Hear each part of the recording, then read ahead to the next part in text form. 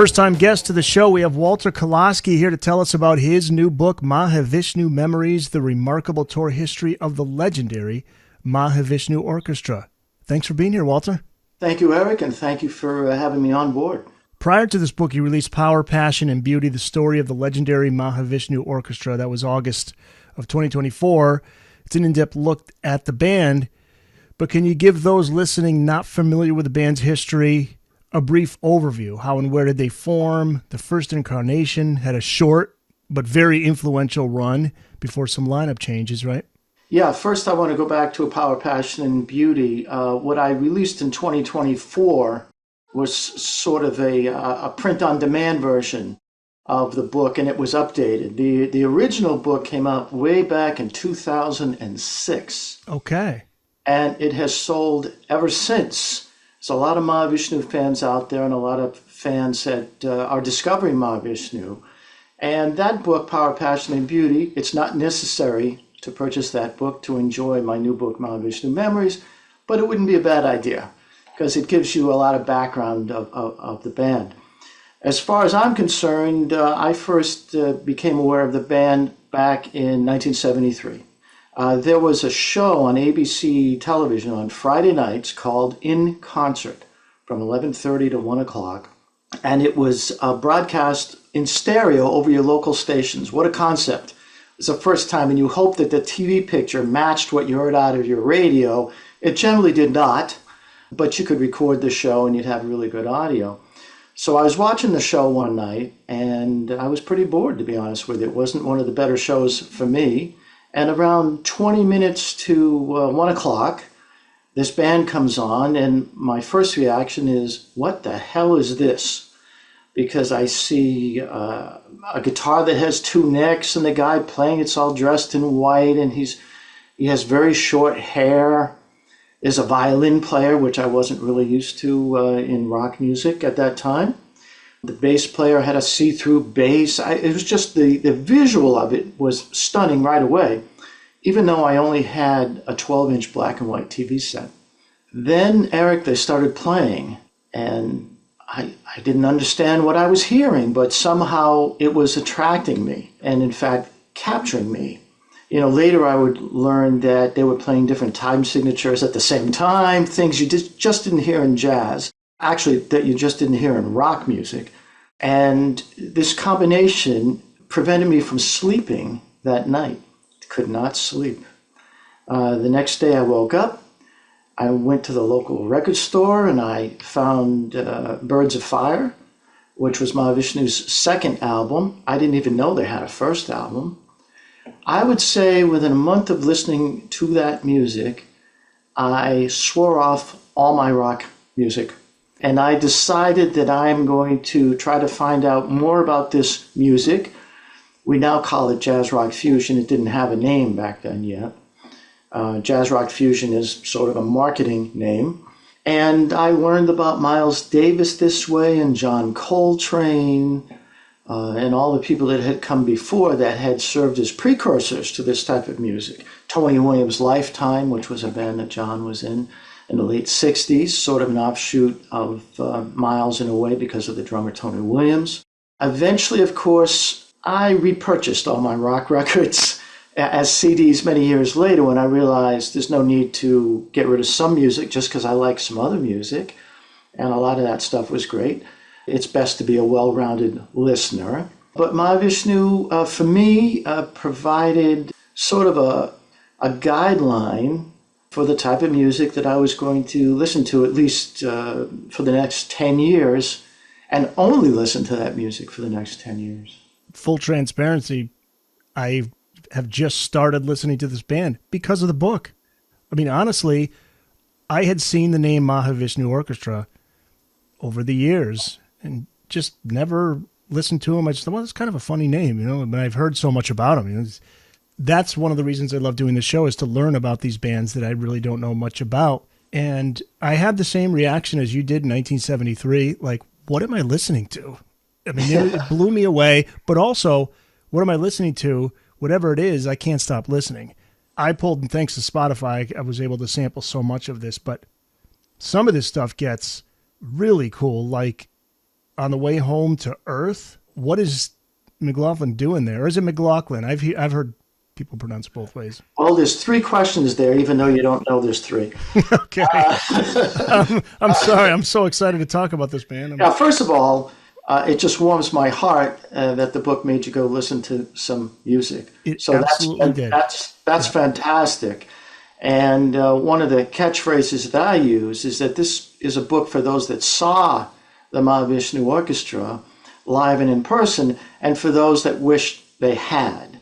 I'm going to say about 25% of the people that read my books on this type of music are young people, because a lot of them, especially musicians, they test their mettle with this music. Even young pre-teenagers in schools of rock all over the world play Mahavishnu music, which is really bizarre, if you ask me. I forgot the question because I was answering the others, but just to start, it's McLaughlin or McLaughlin? That's question number 2. It is both. Yeah, John pronounces his name McLaughlin when he's in the United States because he believes that's how people pronounce it. So if you hear him sometimes at the end of concerts, thank you, and I'm John McLaughlin. Other places around the world, he might say, I'm John McLaughlin. It depends on where he is. I asked him that, and it's an argument that goes on forever because it's pronounced differently at different times. Right. Now, the third question is... I forgot what the third question was. On the way, well, there's a lot to cover. On the way home to Earth. Oh, now, God, yes. What is he doing there? Well, I'll tell you what he's doing, but that is the version of the Mahavishnu Orchestra that is not in this book. Right. So you have to remember there's 4 different versions, really, of this orchestra. And I cover the first version, 1971 to 1973, which is really what I'd say is the legendary part of the band because it was the first band. And you've seen the book. It's not a small book. It's 540 pages in a 6x9 book, 135,000 words. I cannot imagine how much time it would have taken me to write about the second version, the third version, and the fourth version. The book would be 2,000 pages. If I remember, he's sort of using some form of ring modulator on that tune, and that tune from that album, Visions of the Emerald Beyond, was sort of a precursor to directions they would take in the next album called Inner Worlds, in which they used more, I don't want to say tricks, but sound effects, and they were pushing their instruments and synthesizers and everything they could as far as you possibly could, sometimes past good taste, to me. I love that album, but can listen to it once a year because some of it offends me. Other parts of it are unbelievable. When people generally talk about the Mahavishnu Orchestra, they're talking about the first version. That said, I think you tend to like, let's say you pick an artist, John McLaughlin, for instance. Depending on where people are listening, we can do both. Right. And it also depends on the first time that you hear him. If you heard John McLaughlin in the second Mahavishnu Orchestra first, that would be your favorite version of the orchestra, which seems to me to be pretty reasonable. If you heard him in the guitar trio in 1981, that might be your favorite type of John McLaughlin, and so forth and so on. So I once listed, I said, if you had 5 top fusion bands, the top 2 for me would be Mahavishnu 1 and Mahavishnu 2, and then these other great bands afterwards. That's how I would rate it. But for reasons of space and also this concept of you can only be new once, Eric. You can only be new once, and this applies to everything. And that's why I chose to feature 1971 through 1973 in this book. Well, let's focus on that. So the early lineup, that first lineup, Billy Cobham on drums, Jan Hammer on keyboard, Jerry Goodman is on electric violin, and then Rick Laird, who I believe is the only member who has passed, right? I think all of the other original... That's correct. Yeah. That is correct. He passed away on July 4th, 3 years ago. I can't believe it's been that long. Yeah, he was the bassist, and he is given credit for sort of holding everything together, because the band itself, they were traveling to space, if you want to put it in a simple way, and he needed to rein them in. And that was his job on bass, and so he did that. He was actually quite a virtuoso player, but not until the end of their run, when things were running down, did he start displaying that. Generally, he was a timekeeper, kept the bottom for the band, and if you listen to a lot of great bass players, they say he was one of the most underrated players from that time period, simply because he knew what had to be done for that band, and he did it. I am fascinated with this sound of the band, as you refer to it as being 4D. Where did the idea of the electric violin come to play? What was the inspiration? Was it all John McLaughlin's idea to come up with this sound? It was his idea to have it in his band, but, there had been electric violin players around and jazz violin players. Now, combining the two of jazz and rock, that was a relatively newish thing. But we had Jean-Luc Ponty out of France, who was doing this with Frank Zappa and the Mothers. And Jerry Goodman himself was in a band, which, in hindsight now I'd call a jazz rock folk band called The Flock out of Chicago. But John always wanted the violin in this band. And he heard a record from The Flock, and it was Jerry Goodman, and he wanted him to be in the band.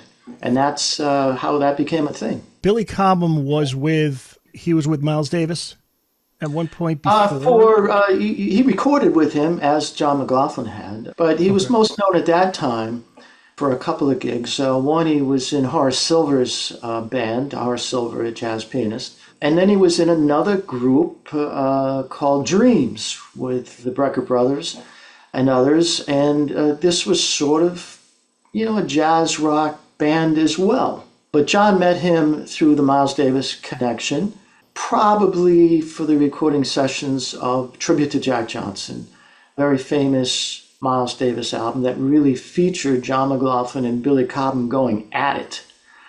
And this is the time they became friends and started jamming, just the two of them, sort of laying the foundation for what would become the Mahavishnu Orchestra. There's some blues in there. Some hard rock, I suppose you could say. There's a little bit of everything in there. That's why I'm wondering where these guys came from, and maybe is it just a melting pot of sounds, of influences, of the bands that they played in beforehand? Well, I think it's both, and it's truly an international band. Billy, basically from Panama, at least family was from Panama. Jan Hammer from Czechoslovakia, Rick Laird from England, Jerry Goodman, U.S., John McLaughlin from England as well. So you sort of had this pan global band together. Laird from Ireland? Yes. Right. Rick Laird from Ireland. And so this got combined with really New York City. The scene was really happening there in New York City. And that's where these guys all connected. Jan Hammer had played in jammed with Jimi Hendrix himself. So he was around it from Berkeley. Rick Laird had been at Berkeley. And so when they all met in New York, there's an album ahead of time called My Goal Is Beyond that John did, and Jerry Goodman and Billy Cobham are on that. And that's when John first played with Jerry. He had played with Rick, but had never played with Jan. And so, lots of times I think back to my youth, and we used to have garage bands. And generally what a garage band was, a whole bunch of friends got together and formed a band. They ended up breaking up and hating each other at the end. That's basically a garage band. With Mahavishnu, it was sort of the opposite. You got a whole bunch of players together that didn't really know each other. And then, this stew created the combination that became this music. They all added to it in the jazz tradition. Now, people will argue that this was a rock band, and they're right. And I would argue it's a jazz band, and I'm right too. And that's what set it apart, was the improvisation, which sort of became a little bit of a problem a couple of years later, because the band was making a lot of money. They were successful, and jazz bands generally didn't experience that. So when that started happening, who do you credit the compositions to when everybody's improvising? on a melody that was provided by John McLaughlin. So, some unrest with a couple of the members, and, that sort of spelled the end of the first version. But even Jan Hammer said, even when when they were having difficulties, on stage, they had a great band, and for the most part, there was one or two exceptions, for the most part, any troubles weren't heard on stage. They had a good band, and Jan said, we may as well use it. Mahavishnu Orchestra, for those who aren't familiar with the band, just learning about them, I'm sure they're wondering, they're probably saying, Eric, ask the question, what is behind that? I think John came up with that, right? John McLaughlin? Yeah, actually his guru, Sri Chinmoy, did it. And the term itself roughly means creator and preserver. That's what it means, but Mahavishnu in a whole, it means everything. It's one of those vague things, but creator and preserver is the definition I tend to use. Now, the band is considered a spiritual band, and this wasn't so unusual. You have to remember at the time the Beatles and other musicians were seeking out gurus and whatnot. But not all the members were into this, and a lot of fans assumed they were, and this could cause some problems. But if you listen to the band thinking about spirituality, and I'm not talking about religion, I'm talking about spirituality, which I think is a different thing, you can hear that in the music. There's no doubt. It soars. It has great drama to it.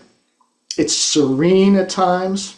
And my feeling was, even if some of the members were in the band didn't think it was spiritual, that they were playing spiritual music, they were, at least to my ears and to many other ears.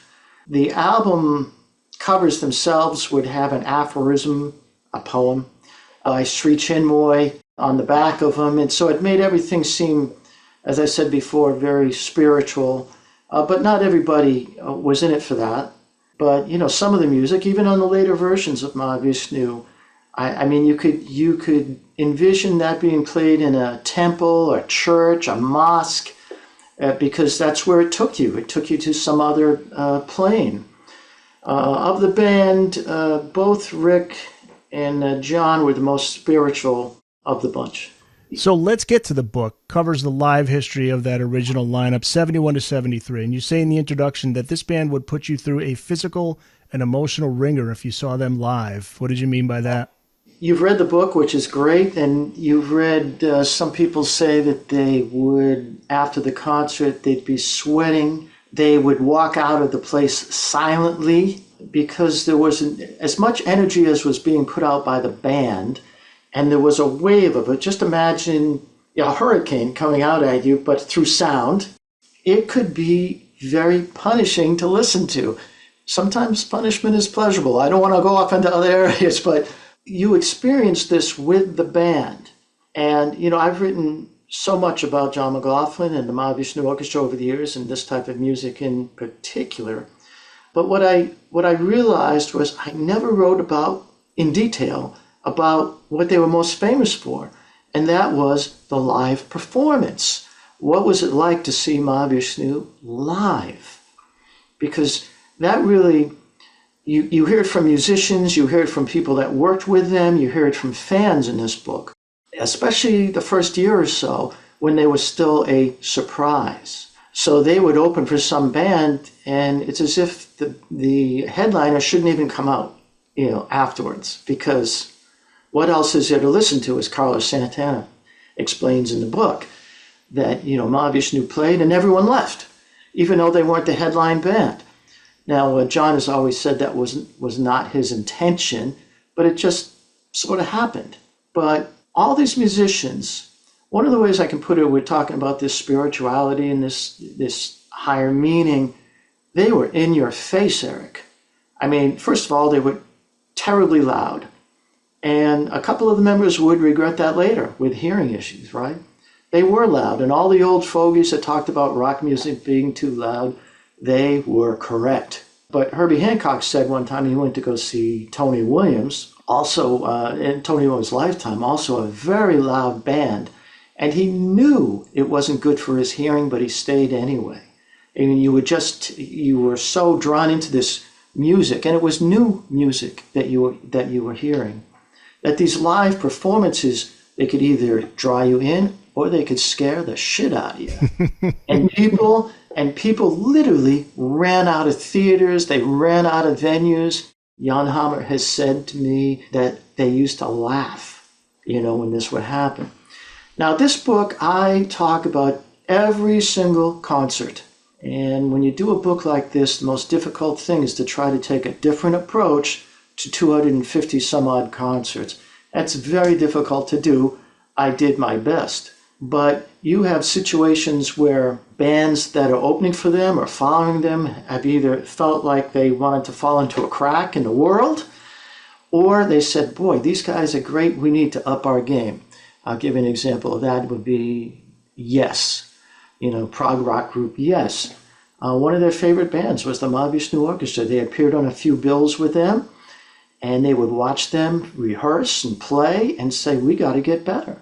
Return to Forever, a very famous jazz fusion band led by Chick Corea, felt the same way. He and Stanley Clarke would see a Mahavishnu concert and say, this is the direction that we have to go into.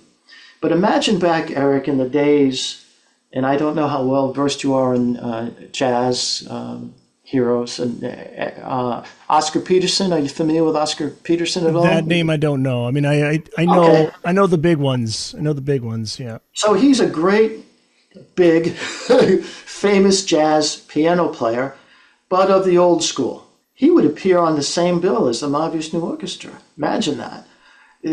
So when the Mahavishnu Orchestra, and there's a story in the book about this, they hit their first note, and people ran out of the place. Because it was so loud, they had no concept of what was happening, because they were there for Oscar Peterson, who is, one of the world's greatest piano players. In that same bill, by the way, just to give you an idea how eclectic things were back then, was the Steve Miller Band.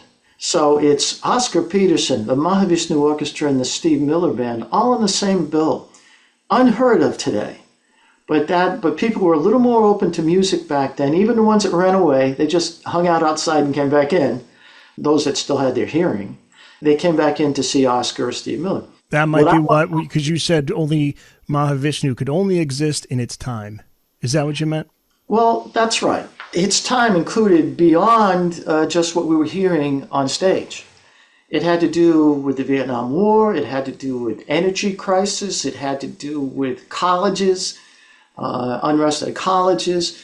It had to do with electronics entering music. I mean, a few years before that, Bob Dylan had turned electric, and that was controversial. And believe me, this was controversial in jazz music as well. Do you have to be so loud?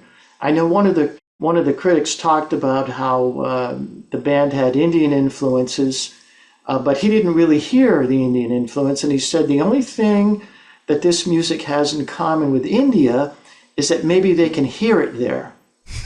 That's how loud the band was. Later on, by the way, I heard some louder bands that were louder than Mahavishnu, believe it or not. But they would go into some venues, which I talk about, and there would be people inside that were afraid pieces of the ceiling were going to fall down, or the movie screen that was in the place was going to fall down because it was so loud. But that's not the only thing. The other thing is the Indian influences we talked about, the rock music, the polyrhythms, the exploration going on, and that I've heard, let's say we can pick a tune, Meeting of the Spirits, which was off the Inner Mounting Flame, the first Mahavishnu album. I've heard 100, 150 different versions of that tune. They're all different. And this is because of the jazz element. Or the sound of the hall, or somebody has an extended solo that night that they normally don't have. So, a 7-minute song on the record, it can be 20 minutes in concert. Yeah, I do get a bit of a jam band feel to some of these, especially the live stuff. That's right. So I would say the jam band gets a bit of Mahavishnu feel, right, because right. They followed so many years later. Right, exactly. But a lot of these bands and that we hear today, the jam banders and whatnot, they are influenced by this type of music, even if they don't know it. Now, one of the remarkable things about Mahavishnu is that there are so many tribute bands, Eric. And I assure you, there aren't nearly as many tribute bands for any other jazz rock band or fusion band or jazz band or few rock bands for that matter. And all you have to do is go on YouTube and you will see 20, 30, 40, 50 different bands playing Mahavishnu music, as I said at the beginning, to test their mettle. And Mahavishnu tested themselves. And to a certain degree, maybe toward the end, you sort of get a sense of burning out, perhaps, because you can only push yourself so far. And this particular band, of course, was exhausted, as I go over in the book, exhausted because they just had too many concerts. They didn't have enough breaks. Elliot Sears, who was their road manager, called it one long 2.5-year tour. That is not the way it was supposed to happen. Rock bands back then would play for 3 months, take 6 months off to record an album, get rest, then go back out on the road. They never did that. And when they were learning new pieces, they did it at sound check. Their manager just believed they needed to get out. Eric, I do need to mention a couple other things about the book that I'm very happy with. First, the foreword is written by the great musician Gary Husband, who is a Mahavishnu fanatic, but I'm going to call him a scholar about Mahavishnu music and John McLaughlin music in general. And he wrote the foreword to the book. And I'm very honored that Colin Harper, who is a well-known European journalist, music journalist across several genres, but has written about Mahavishnu a lot. He's very, he has a lot of knowledge in this area. And he was involved in the editing. In fact, is the master editor of the book. So I'm very happy that they're involved in this book as well. And you've gotten some great reviews. Steve Rosen, Sid Smith for Prague Magazine said some great things about it. Famed jazz critic Brett, I believe it's pronounced Primack. Primack, right. Walter should be proud of this work. This is an excellent book and an excellent read and very important documentation. I'm glad he did it. The very first show is interesting. You talk about interesting artists that Mahavishnu played with. I just interviewed John Lee Hooker Jr. So we were going back and forth, and I said, John Lee, I'm just reading a book on Mahavishnu Orchestra, and your dad was I think he was the headliner. Yeah. New York City, July 21st, 1971. A couple college students recorded some or most of the show with a portable cassette recorder. Both shared their experience from that night in the book. They knew they were watching something special. The band's transformation happens right during that first show. Yeah, they were a little ragged to begin with. I mean, they just got together. John says by the second set, they were humming. And I think I used the phrase, and they never looked back or something of that nature. They went into overdrive, and never shifted back after that time, because that's really, John McLaughlin really puts a lot of emphasis on live performance. And every time you perform live, whether it's in front of one person, 50 or 50,000, it is a performance. And the way that band looked at rehearsal, it was a concert. And so they pushed each other, even in rehearsal. And this was really a major part of that band. Now, sometimes, I'm a fanatic, so I would put on a Mahavishnu album, and I'll say, I am only going to listen to Rick Laird this entire album, this listen. And you learn things that you never noticed before when you do that. And you sort of get all the elements together. When I've listened to hundreds of recordings, some of the recordings, mostly from soundboards and whatnot, and some of them are defective. And so you don't hear one of the instruments as much. But this allows you to hear the others more. And you say, wow, I never realized that Rick was playing, for instance, chords on this tune. And other times, because I've contacted people that were there, you hear these concert tapes and you say, something's going on here. What the heck is going on here? This isn't normal, this section. And I'll talk to Elliot and he says, well, that's because when John went to go look for his acoustic guitar, we forgot to put it out there. And so the band is vamping while they try to get the guitar, which they never got out there. But that vamping section is interesting to listen to. And now you can go, I think that concert is on YouTube. You can go and listen. You say, oh, that's what was going on here. Or you hear some technical difficulties, and so I tried to find out what was going on at the time. A lot of this has to do with the rigors of the road and being a musician at the time. I also interview a lot of people, road crew people, people that work with the band, people that did light shows for them. What was it like to be part of this? And lots of fans. And that's the thing that I want people to understand. This is why I call the book Mahavishnu Memories. And you've read the recollections of kids that just had their life changed. Some kids, maybe not all kids, some adults too. They had their life changed by this concert. And what's great by these concerts, and what's great is to read what became of those people. A lot of them became artists, well-known artists who became artists, musicians, teachers, all sorts of things across the board. And that's really my favorite part of the book, is to, through the ears and eyes of those people that were at those shows, they give you the flavor of what it was like. Some people saw McLaughlin as a god, which I don't think is that healthy, but they did. Some people saw it as a guru. And some people, of course, they had their favorite person in the band. A lot of people loved Billy Cobham or Jerry Goodman. And they'll argue that those were the people that made the band really. But you had three main purveyors of the melody in this band. You had Jan Hammer, Jerry Goodman, and John McLaughlin. And they all pushed the boundaries of their instruments, every one of them. And of course, Billy Cobham did as a drummer too. These guys were instrumental in changing the way people looked at those instruments. That's where I want to go next. Jock McLean was the band's manager, engineer, personal assistant, tour accountant. I mean, he was a jack of all trades for the band. And the tensions that developed within the band members as far as getting the spotlight on stage, I mean, how much of that was true? Because he says right from the start, the biggest challenge in those early gigs was that they were all trying to outperform each other. How were they able to handle that? Yeah, Jock was never the manager, but he definitely was the sound engineer at the beginning and the road crew chief at the very beginning. Well, they had to get their act together after a while. As it became more popular, they had to hire more road crew, and Elliot Sears became the sound engineer.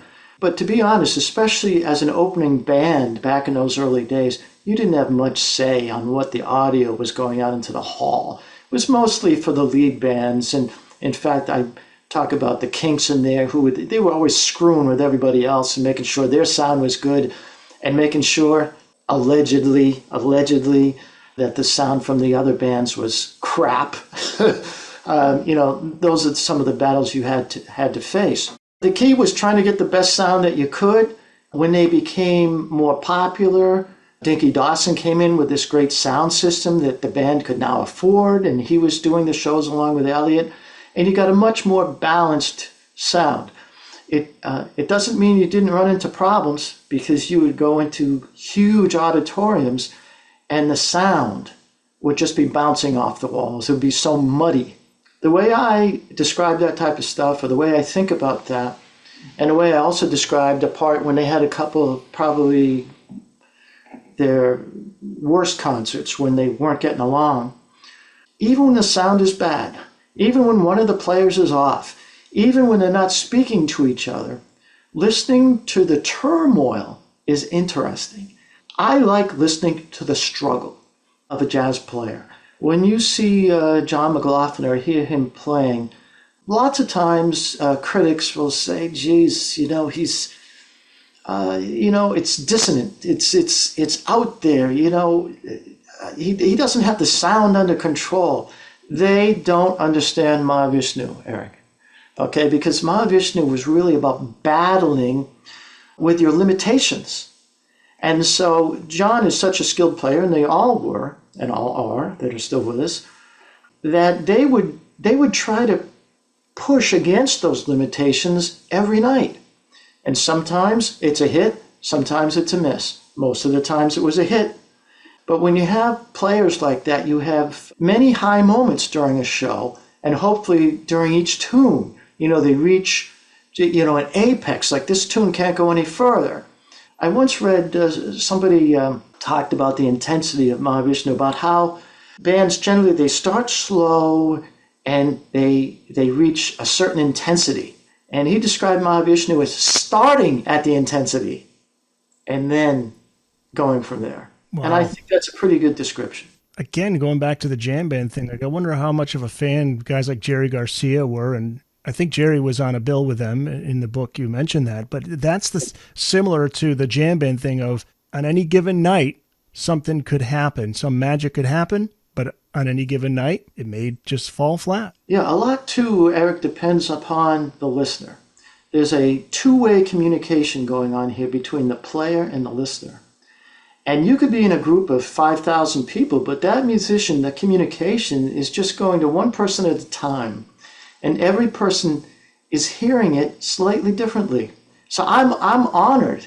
And I'm honored to hear that, to hear a person struggle, or maybe they're not struggling, they're so facile that they can play anything and they play it casually, but it touches your heart some way or your mind. And I'm honored during those nights, and it can happen anytime, any night, any place. There are these very special moments that become ingrained in your brain. We have quite a few people in there in this book, and I didn't use this for all of their stories, but that told me that they saw Mahavishnu Orchestra, and in a way, it sort of ruined them a bit because they've never found anything as good again. It's like you're on a search for the perfect pizza slice that you had in Greenwich Village in 1981, which I still am. Right? Yeah. It's a version of that, or the best Chinese food you ever had. You want to match that in your life, in this music. And ironically, as virtuoso as these players were, after Mahavishnu, they were better players. Naturally, they had to be better players. They were more experienced. But it was that combination, as you had mentioned earlier, at that time and in that place and in the place listeners were, that made all the difference in the world for the Mahavishnu Orchestra. Did they have a whole set list planned out, or did they just decide, let's start with this song, let's start with these few songs? They did have it planned out, and every once in a while they'd change it up. In the early days, not at the earliest days, but in the early days when they started going on tour, Meeting the Spirits almost always opened up. Right, with the gong? No. Is that the one that with the gong? Or which is the song that starts? Well, the gong was used for Birds of Fire. Right. However, as the band proceeded, sometimes Billy would use it for Meeting of the Spirits. Not at the beginning, but as the band, because even that gong sort of set a mood for the crowd, and so maybe that gong was used for the opening piece. The opening piece would be just a couple different pieces, really, be Birds of Fire or Meeting of the Spirits, as a general rule. When I found that didn't take place, I note that in the book. So you don't have to be a Mahavishnu fanatic to enjoy this book, but there's tons of stuff in there if you're a fanatic. They would care about what you just asked. Is a gong played on any other song? Maybe somebody else wouldn't, but I found out that they didn't always have the moment of silence, which they used to open up every show with. And I found this out from Elliot. I just thought that was the thing from the beginning. But it was not. It was one of Jerry's friends passed away. And the concert after that, John had the moment of silence and then decided to continue that way through the rest of the life of the band, even though it would be interrupted many times by cat calls. Because many people's drugs were just hitting in. They had timed it. They had timed it from McLaughlin and Mahavishnu's set, so it was hard to keep them quiet. And of course, on mixed bills, not everybody was there to see Mahavishnu, so sometimes, they might start to whistle, scream out, and stuff like that. There's one story where John, I think this was at Yale, and he just really got upset because they weren't giving him any moment of silence at all. Nothing. A minute goes by, 2 minutes go by, 3 minutes, 4 minutes, 5 minutes go by, and they're still having their moment of silence because the crowd won't shut up. And I had that as one of my questions. That's in the book. Yeah, and he was gonna make them. And this night he decided, I'm gonna make them wait, because some nights they might scream out, but they'll play. But this night he's gonna make them wait. And I cannot remember the name of the person who narrated the story for me there. But he said, and then there was a split second of silence, just a split second. And then they went into it. And he said the rush that went through the crowd when that happened was just amazing. Let's talk about when the band breaks, really, is with a specific tour. You write in the book, quote, prior to mega mergers and before the digital age came and swallowed everything, there were still visionaries who believed in the artist and the art.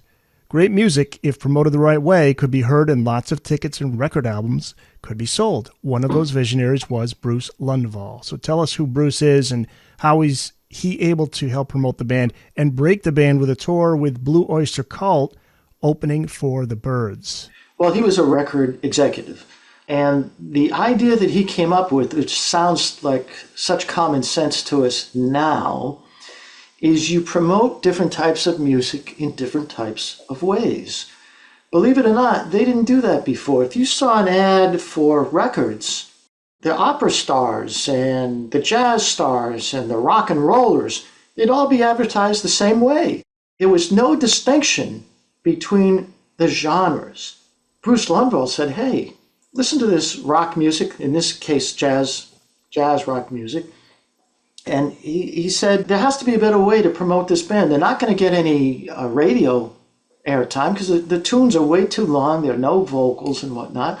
Let's put them together with some other bands that he wanted to push and put them out on college tours.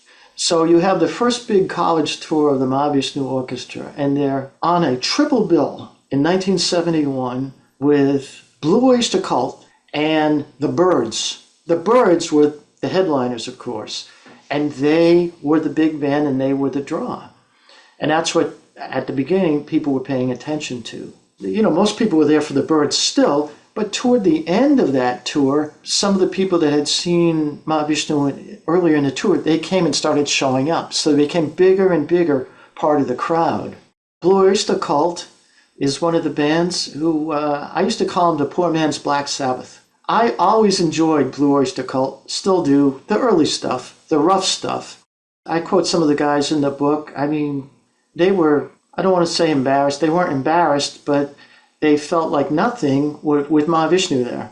They didn't feel as good. Again, they had the same idea as others. They used Mahavishnu's appearance, and they could see how dedicated they were, because you had to work a lot to play that type of music. And they became a better band and a much bigger and famous band as years went on. But some writers were following Mahavishnu early on this tour, and as each night progressed, Mahavishnu was getting more and more accepted. Eventually, a lot of record executives showed up to see one of the shows and said, everybody's digging this music. We don't understand it in many cases. And some of them claim they did when they didn't. But, you know, they wanted to be with it. And so they put Mahavishnu out with a combination of all sorts of different people on these college tours. And that's one of the things about the early 1970s. It was happening in the 60s too. And through most of the 70s was the college concert scene. Colleges had entertainment budgets and things of that nature, so they could bring big bands in many cases. You know, so the Allman Brothers would play with Mahavishnu at a college. The Eagles would play at a college with Mahavishnu. Taj Mahal, you know, and some jazz players. You know, some places would be jazz players in Mahavishnu. And of course, the most famous tour that Mahavishnu was probably on was with Frank Zappa and the Mothers, which was late April and early May of 1973. It's sad in a way because this college market disappeared years ago. Back then, concerts existed to sell records. It's totally opposite now. And back then, you could go see Mahavishnu Orchestra for $2, $3. I wrote down here, I noted some of the interesting acts that they played with. You mentioned some of them. Jerry Garcia, T-Rex, Allman Brothers Band you mentioned, maybe Billy Joel? I think there's one, no, there's two shows. One's a maybe, the other's definite. Okay. Billy Preston, Harry Chapin, The Doors, The Eagles. You mentioned Aerosmith, The Pointer Sisters, Frank Zappa, comedian George Carlin. There was another comedian, I think, that they opened for that you mentioned. Martin Mull. Martin Mull. Let's talk about the two comedians. You know, Jay Leno used to open for rock shows. Again, it wasn't an unusual thing. But what was unusual to me, just think about George Carlin. He was very famous. he opened for Mahavishnu. That gives you an indication of how popular Mahavishnu was becoming, and that was only in the band's second year. On that same bill was Todd Rundgren, who had, a big hit song at the time. The Martin Mull, he came out. You can't be more different than Martin Mull when you walk out in your Mahavishnu Orchestra. And Martin Mull does his, I don't know if you're familiar with his comedy back then, but he would set up sort of his living room on the stage, and he'd have a little guitar out there, and he'd tell stories and play. Perhaps, though, the most famous concert that involved comedians was when they did open for Cheech Chong. I could only imagine. You go to see Cheech Chong, and the opening act is the Mahavishnu Orchestra. This is a very famous concert. When a whole bunch of Cheech Chong fans saw that this band was coming out to play, they decided, what need? I don't want to watch them. I'm going to leave, probably go get high, get ready for Cheech Chong. They left, planning to come back. So they left. Mahavishnu played for about 2 hours, which was much longer than they were probably scheduled to play. And there was some criticism from one of the critics, but when you get behind the scenes, they played that long because they had to. There was something going on, and Cheech and Chong weren't ready, or whatever the situation may be. You come to your own conclusion. I came to mine in the book.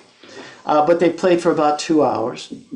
So it was finally time for Cheech and Chong. So all the people came back, and all the people who came back into the theater looked, and all the people that had stayed for Mahavishnu, they were all sitting in their chairs like this. Stunned. They were stunned. They were dazed. They didn't know what hit them. And you couldn't communicate with them. And there's stories like that throughout the book where the concert's over, and I've talked about how they leave quietly. Sometimes people don't even leave their chairs. Their friends had to go back and say, come here. And the great Dennis Chambers once said he saw Mahavishnu Orchestra when he was 14 years old. I said, what did it feel like? And he said, it felt like I stuck my finger in a light socket. That's how he described seeing Mahavishnu live. The T-Rex story in the book, February 18th of 72 at the Spectrum in Philadelphia. The T-Rex audience were lost at first, according to one review, but once they caught on to the band, after a while, they didn't want them to leave, and then some of them even booed T-Rex. I mean, what was the overall scope of responses from audiences to the band in those early days with all those different types of, we mentioned a lot of Aerosmith and Pointer Sisters. I mean, it's funny. I mean, there's a lot of elements discussed in the book. One of the elements is geography. That was another question I was going to ask you. Yeah, certain parts of the country that they depended on where you were. Yeah. Mahavishnu music in the South was not accepted as well as the bands, say Marshall Tucker, that were on the same bill. So let's say Marshall Tucker and Mahavishnu on the same bill. They're north of the Mason-Dixon line, and Mahavishnu is a tremendous hit. They go a little south, and they're all there to see Marshall Tucker. Yeah. I mean, it really depended upon where they were at.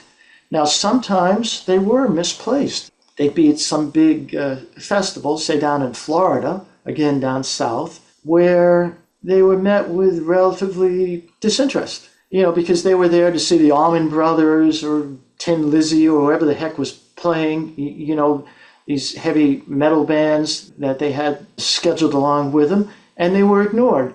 That happens, but they weren't ignored by the musicians. Even in those type of shows, you hear all sorts of stories about the other musicians going up there and watching them or watching them from the side. There's a story in a book about Rod Argent noticing the Mahavishnu Orchestra, watching them. And there's another nice, interesting mix. Argent, hold your head up high, and Mahavishnu on the same bill. So that happened down, Billy Cobham was taking pictures of the drummer, and the drummer got all nervous because he thought, Billy Cobham, this great drummer, I can't compete with him or compare to him, even though they were playing different music. But even though that was a different genre, Rod Argent calls Mahavishnu Orchestra the greatest band that they ever played with. They were on the same thing. But yeah, West Coast audiences, were they more open-minded, like San Fran or places like that, right? Yeah, that's true. They never played Mississippi or Louisiana. You wouldn't play those places. Played a lot of Connecticut shows, I noticed. Yeah, well, I'm in Connecticut. You lived in Connecticut for a while, so those venues I'm very familiar with. Some are still around, like Wesleyan in Middletown, Yeah. still there. Well, they Wolseley did a Hall lot of in New shows. They Haven. did a lot of shows up and down the East Coast. The Bushnell in Hartford, yeah. Yeah, Bushnell and What was New. Bushnell was funny. What was the one? Because they were so unknown at the time. They played at the Bushnell in Hartford, July of '72, billed as Mahavishnu Orchestra. So Mahavish space NU Orchestra, and then there's a New Hampshire newspaper. They said would be directed by John McLaughlin. So they actually thought it was an orchestra. They thought it was a real orchestra. Yeah, yeah. Apparently back then you didn't need to know how to spell to do ad copy. That's all. Yeah. I mean, Mana Vishnua. I mean, you see everything. And in fact, I was going to include a whole section of just misspellings, because I said, but the book could only be so long. And in fact, the book is 2 pounds. In hindsight, I wish it was less than 2 pounds because it creates a shipping problem, a cost, Sure. because it has to be shipped as if it's 3 pounds. That's the way the post office works. But I was going to include all of those.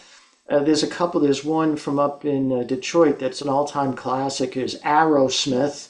Yeah. And Mahavishnu, and I mean, every band is spelled wrong. Right. ARROW Smith. Right. And you just say, boy, how did they do this? Yeah. How did they get people there? Now, sometimes because Mahavishnu played, they took their manager, Nat Weiss, took every opportunity to find a gig. Even when they were big, they'd take lesser gigs. Even back a few bands up that they were way more famous then, but just to get the extra money on the way to the next place.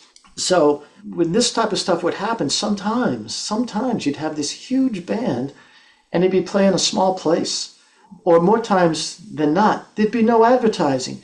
There's a show in Pittsburgh or outside of Pittsburgh that literally, with the exception of maybe some radio ads and at the last minute and a poster in a local music store, there are no ads. And you wonder, how did people find out? It was just word of mouth. All of a sudden 1,000 people show up or 2,000 people show up. Wow, yeah, man. No internet. But sometimes, I'm going to say even a year in, they might show up and there's a gig at Vanderbilt University, and the best I could tell, about 50 people were there. And, this was a band that was attracting thousands at the time. But as I said earlier, they'd play their heart out. There's another story about John McLaughlin, who years later, there was some type of snafu. He had another band called One Truth Band, and they were playing a big venue, I want to say in New Jersey, I can't remember the name of the place, and they had 2 shows. But there was some snafu in the advertising and whatnot, so they played a sold-out first show, and they came out for the second show, not a set, an actual show, another concert, and there were like 20, 25 people there, instead of thousands, and they just played the whole show. They're getting paid. We have a good band. Why not use it type of feeling. I've always believed this to be true. Great musicians are greater than you think they are. And if you get to know some and spend some time around them, you realize the dedication and how great they are. They're greater than you know. And oftentimes, you can go to a concert, and I've had the great opportunity to go backstage many, many times after a great concert and see a band that cannot be consoled. They think they did so poorly when they were great, but they know how great they can be, and so they're bothered by it. An average musician doesn't give a shit if they're not up to par. A great musician, and a great artist for that matter, across all forms of art, it matters to them. Sure. That's what sets them apart. I'm sure you've heard the Buddy Rich tapes on the bus. Yes. Talk about perfection. Well, of course, Rick Laird played with Buddy Rich. He did play with him. Okay. Oh, yeah. Buddy fired him 4 or 5 times. Oh, my God. Yeah, he's ripping into his band for not being absolutely perfect. Right. That said, he was a great drummer. He's a great musician. Hell yeah. There's this theory, a friend of mine, I don't use his name because I don't want him to have to defend it all the time. He said all great artists, and this applies to any type of art, whether it's writing or music or painting, anything. God, if there's a God or human or a being or something that gives you powers in this life, if there were 10 elements, he claims if there's 10 elements that forms a total human being, the greatest artists have 9. They don't have 10. They're always missing something. because what was going to be used for that missing element is used in the art part of their life, in that. So you might find a great musician, I won't name him, but he's in the book, who is amazing, like an amazing musician, but does not understand money. It has no clue of budgeting or anything else. And that's the weakness that musician has, because it's been taken away or never given to him. That's why a lot of, sometimes you meet these geniuses, but they're a little off, because the gift doesn't go in these 10 elements. It could be 5 elements. It could be 20 elements, whatever that number is. They're lacking in some of those elements to form the complete human being. That's a really interesting way to look at it, observation. Well, how do you separate How do you separate Miles Davis from his behavior, or some other musicians, or some artists that were not nice people, painters that were not nice people? How do you separate it? I do. That's my take. I separate it. That's what I've determined to do. I haven't had to make many decisions because, that's few in number generally, but I have to do it. I have to separate the art from the person. Now, when the person is fantastic, that is great. That's icing on top of the cake. But you have to separate the two. Talk about those Japan shows. This is interesting because this was a challenge for you. There were shows in Japan in '73. It's the most difficult for you to research. Talk about that challenge, and how are you still able to put together this part of the book, because you couldn't skip over it, so you had to. Yeah, I mean, why was it so difficult too? I guess I'm curious. As you know, I went to many libraries and also visited them in a digital way, and contacted librarians and archivists all over the world, fans.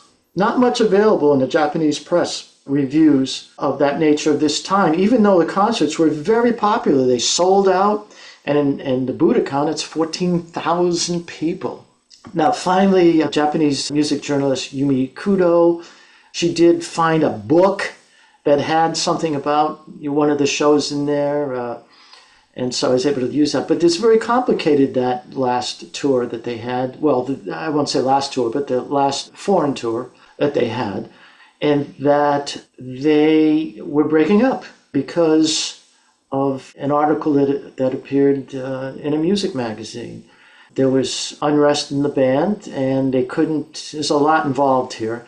For those people, they should read my book, Power, Passion, and Beauty, that want to find out everything about the breakup and everything. This book doesn't go into all that. This is just concerts, live events. But John read the article on the plane, and he was mad. And people weren't speaking when they got to Japan. And they had a press conference right away, and you see all these pictures. I think I have a picture in the book of this. They really weren't speaking. And Elliot Sears, the sound engineer and road manager, and some of the other roadies were afraid of what was going to happen in Japan. And sure enough, at least the first show, by their standards, was not good. Again, I enjoyed it because I'm listening to the turmoil. I know what's going on, what was going on behind the scenes. And I said, boy, this is fascinating. Rick's generally 2-minute solo is 11 minutes, because, something's going on. But Elliot says by the time the tour ended, they were firing back again on all cylinders. They were great for the last show. But the archives were just not there. I contacted the promoters. They never contacted me back. And so I had to do as much research as I could from Elliot. I did find references. I did find some images. And it was a tough tour to chronicle, but I think, I did the best I could in that particular sense. One of those shows, I believe, is the one Carlos Santana points out, the solo on the piece I Wonder, as being his personal favorite. That was in Japan. Yeah, sometimes you're surprised by the knowledge of musicians. Carlos Santana is one of them. I would also call him a John McLaughlin scholar or a Mahavishnu Orchestra scholar, and he followed the band around. He, years before the rest of us had access to all these tapes, he was collecting all these bootlegs of Mahavishnu, and he can point out solos. And of course, that solo took place in that Japan tour when things weren't going well. That solo was John McLaughlin's solo that he talked about, and he said he could feel John's discomfort in that solo. And that's something I understand, and you understand it more if you listen to more. You know, if you listen to more music and you understand what type of mood is the band in tonight. People would be mistaken to think that funny things didn't happen in the music. Funny things happen in jazz all the time, even if it's inside, just to the musicians. And sometimes, there's a little lick that's played and you go, oh, that's interesting, because you know where that lick comes from and you know that must have made another player chuckle, things of that nature. The title of Power, Passion, and Beauty was the greatest band that ever was. The subtitle on this book, I said, and I got some pushback on that, obviously, because it's my opinion. So this book, I changed the subtitle a little bit. I said the greatest live band that ever was, because I think there can be less argument with me, especially since you can go back and listen to a lot of it. They did come back from Japan and played a few more shows before that lineup ended. October 7th, 73, they played the Colden Auditorium at Queens College in Flushing, New York. That was the first show after the decision to end things. Geraldo Rivera, the MC, at one late 1973 show. We go back to Connecticut, Fairfield, Connecticut, December 8th, 1973 at Fairfield University's University Gym. And then their very last show, it's an interesting piece of trivia, right? Detroit, Michigan was the very last show from that lineup.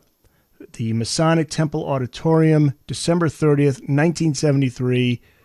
No signs that the band wasn't getting along, certainly not on stage. They played a great show, right? They did. They played a great show, great ovation. John wished everybody a Happy New Year. And as I end my book, and then when they went backstage, they went their separate ways, never to be in the same room ever again. And John formed different incarnations of Mahavishnu Orchestra? Yeah. At the beginning, I think a lot of it, he had a vision that he did see it as an orchestra after the first version of the band. And so he formed a larger band with Narda Michael Walden and Jean-Luc Ponty and Ralph Armstrong and Gail Moran, Bobby Knapp, Steve Kindler, on and on and on. It was big, it was a bigger band. Marshall Westbrook, I'm going to forget somebody, Phil Hershey, sorry if I forgot anybody. And that was a bigger band, but then the economy of scale didn't work and he had to break it down to a quartet. First he had to cull that band a little bit, then he culled it even further. So at the very beginning, we talked about Inner Worlds a little bit, and that was the last version of the Mahavishnu Orchestra. There was one that was produced by George Martin? Yeah, he produced Apocalypse, which was the first album of the second version. It's interesting what you end up listening to. Now, I've probably heard Birds of Fire, meaning the tune, or Meeting the Spirits. I've probably heard both of them over 1,000 times, I would have to say. There's just the regular recording itself, not any live versions. But when I go for pleasure, when I go to put records on, I listen to Apocalypse now from the second version a lot. It's very symphonic, obviously, with the London Symphony Orchestra and George Martin as the producer. And I also listen to the live album Between Nothingness and Eternity. Of the first three albums, to me, it's sort of the weakest album because of sound issues. But for whatever reason, and maybe it's my affinity, I enjoy live recordings above studio recordings, especially with jazz players. There's something about that. I can put myself in the audience. And when I do that, it brings me great pleasure. And so it's interesting what you listen to. You find things. I was in the photography business for many years. I used to take a lot of pictures. I used to be into photography until I went into the photography business. You're dealing with pictures and photography all the time. So in your spare time, instead of taking hikes, taking pictures, you no longer do that, Yeah. And I think it's the same when you write about music, and this is going to sound strange to people, you listen to less music. It's this dichotomy. I mean, I would love, while I'm writing these books, to just have the music on all the time and you listen up, but it's hard to write that way if you're really trying to concentrate, because the music can sort of lure you away, at least for me. But just like with cameras and using them less when I worked in the camera industry, when I'm writing, I hear less music. One of the things I'm looking forward to after the promotion for this book is over is I'm going to start listening to some more music. Well, they have Yale University show from October of 73 available now, and then the Berklee College show from November 72. I've listened to both of those. Those are amazing shows. Yeah, any standout shows? Like, there's a one that you say, yeah, that's their best? There's many shows. There's many. Generally accepted is that show from Cleveland, which is sometimes called Wild Strings. It's a live show from Cleveland. Is that an official release or bootleg? Bootleg, but it's on YouTube. It's been there for 10, 15 years. And the announcer, are you ready for some good music? He goes out, here's the Mahavishnu Orchestra. Nobody knew really who they were. They came out and blew everybody away. Now, from a standpoint of legendary, it's widely considered that a tune from the Mar y Sol Festival, which was a disaster festival in Puerto Rico, and only one tune from that performance was ever released. Also a live, it was a live version of the Noonwood Race. And it's considered sort of the single greatest live tune by many Mahavishnu fans that they ever did. Hard to find, but it's around in some places. Now, I did a lot of research, and I write about that in the book and about that festival in depth. And I invite people to read the book to sort of learn the whole story, because it's many pages long. Well, let's get to the different versions available. Mahavishnu Memories, the remarkable tour history of the legendary Mahavishnu Orchestra. It's out now. Find it wherever books are sold. The ebook, currently available at Amazon. The premium print version for true Mahavishnu fans and collectors is available at Amazon only in the continental U.S. at this time. The print-on-demand version, printed digitally, worldwide, Amazon, and then the premium print version book can be purchased from you directly. Yeah, if people have special requests, they can contact me at mahavishnumemories@gmail.com, and we'll see what we can do. The premium print book features high-resolution pictures. It's printed the old-fashioned way on an offset press. The reason I decided to offer that is if you're really a true Mahavishnu fan and you're into collectibles, that's the book you're going to want to have. I'd also recommend, it's self-serving, but if you're a real big Mahavishnu fan that way, I would recommend you buy that book and the print-on-demand. The print-on-demand book, it's fine. It's perfectly good. Same exact book. The pictures are not high-res, however. But those are available all over the world because they can be printed where people are. But that copy, if you buy the premium print version, you want to just go into the book every day. You can go into the print-on-demand while your other collectible item stays pristine up on your shelf. And so that's why I decided to do that. I believe there are photos that you sent me that are in the book. I think most of them are, yeah. So we'll share those with those who are. There's over 200 pictures in that book of Mahavishnu, and I would say 3/4 of them have never been seen before. Yeah, great photos, and so people can watch this interview on YouTube to see some of those photos. I'll put those up, and make sure you go out and get this book. I got to get the first book now. I got to read up on the full history of that early lineup. But again, thank you for introducing me to this band. I mean, what took me so long, I guess, is what I was asking myself. Like, why was I waiting? Because I love music in general. Like, why was I not? I can't tell you how happy I am that you discovered the band, because that's the goal, not only of this book, but if any time, I meet somebody and they never heard of the Mahavishnu Orchestra, and I go, do you ever plan on doing books on the other versions of the band? I mean, it's a big undertaking, I know. I'm Mahavishnu'd out. I don't blame you. Yeah, it took me 5 years to write this book. Wow. I was interrupted a few times by life. This is what happens. Yep.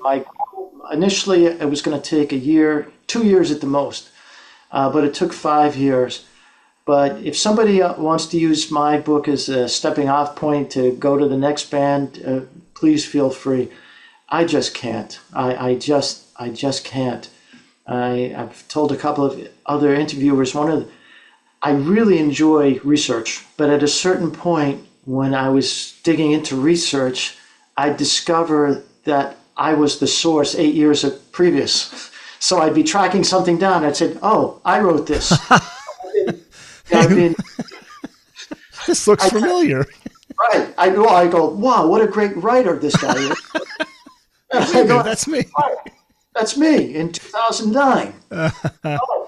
And I just spent, 3 hours tracking this down. Yeah. And that's a great thing about researching for books, in my opinion. And I will continue to research on other things, just for my own entertainment. But it's the love of the hunt. When you get in there and you discover new things that I never knew, and I'm considered an expert in Mahavishnu before this book came out. humbly said. But I learned new things, and I learned something new just the other day. One of the things that is happening, and I'll make this my last point in this great interview that I've really enjoyed. One of the things that's happened, and I ask people to do this, if you know more information, send it to my website, walterkolosky.com. Send it to me there, or if you know other ways to contact me, fine. And I already found the name of one of the opening bands that I could not find. So that will be in the second printing. And because somebody was there, I tracked the person down, and sure enough, got it all confirmed. I have to confirm everything.